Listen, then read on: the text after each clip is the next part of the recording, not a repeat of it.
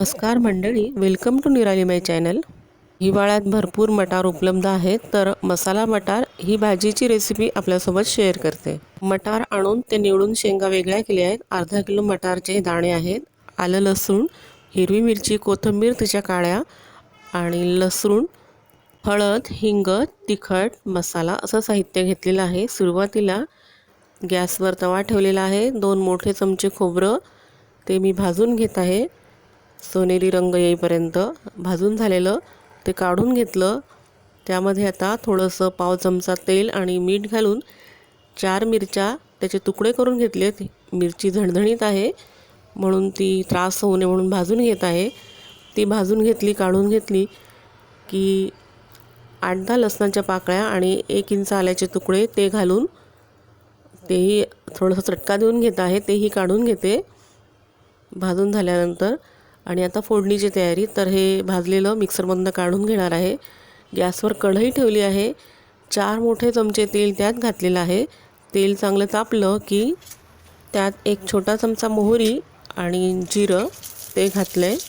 ते छान तडतडलं, फुललं की मग त्यामध्ये आलं, लसूण, हिरवी मिरची ते घालणार आहे। तर सुरुवातीला हा कांदा घातलेला आहे आणि कढीपत्त्याचे 7-8 पानं घातली आहेत। 2 मोठे कांदे बारीक चिरून घेतलेले ते घातलेत। कांदा फोडणीत छान परतवून घेते आणि ही आलं, लसूण, हिरवी मिरची, कोथिंबीरीच्या काड्याही मी त्यात घातलेल्या होत्या। चव छान येते, तर ते परतवून घेत आहे सर्व छान। कांदा लवकर शिजावा म्हणून मीठ घातलेलं आहे। मऊ होतो कांदा लवकर आणि मिठामुळे। त्यामध्ये आता आहे 2 मोठे टमाटे बारीक चिरून घेतलेले ते घातलेत आणि कांदा टमाटा हे सर्व परतून घेते। कोथिंबीर घातली आहे फोडणीत, त्यामुळे चव चांगली येते। सर्व मिक्स करून घेतलेलं आहे। आता त्यामध्ये 1 छोटा चमचा हळद, पाव चमचा हिंग, 1 चमचा तिखट, काश्मीरी लाल मिर्च, कांदा लसूण मसाला, धणे पावडर असं सर्व मसाले घालून सर्व भाजी ही कांदा टमाटा परतून घेत आहे। आणि मसाला खाली लागायला नको म्हणून थोडंसं पाणी घातलेलं आहे त्यामध्ये, म्हणजे मसाला करपणार नाही। आता त्यामध्ये हे अर्धा किलो मटार दाणे ते घातलेले आहेत, कवळेच आहेत। ही भाजी खूप टेस्टी लागते आणि आता उपलब्ध पण आहे भरपूर मटार। सर्व छान मिक्स करून घेते।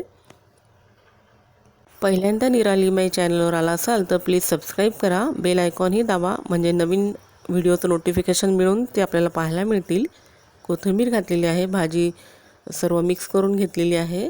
आता त्यामध्ये आपल्याला जसं आपल्याला पाणी हवं आहे, ग्रेव्ही हवी आहे, रस्सा, त्यानुसार आपण पाणी, तर मी साधारण 1.5 कप पाणी त्यात घातलेलं आहे। आणि सर्व मिक्स करून हलवून झाकण ठेवून भाजी 10 मिनिटापर्यंत शिजवून घेणार आहे। झाकण ठेवून झाकण काढून भाजी एकदा हलवून घेतलेली आहे। मीडियम हीटवर भाजी शिजायला 15 मिनिट लागलेली आहेत। ही भाजी आता छान रटारट शिजायला ठेवलेली आहे परत। आणि ही भाजी पोळीबरोबर, फुलक्याबरोबर, भाताबरोबर खूपच छान टेस्टी लागते। या भाजीत प्रोटीनही भरपूर प्रमाणात असतं। तर आता ही भाजी शिजून झालेलीच आहे, तर सर्व्हिस डिशमध्ये मी काढली आहे, काढत आहे पहा। खूपच टेस्टी भाजी आहे, आपणही करून बघा। प्लीज लाईक, शेअर, सबस्क्राईब निराली माय चॅनल।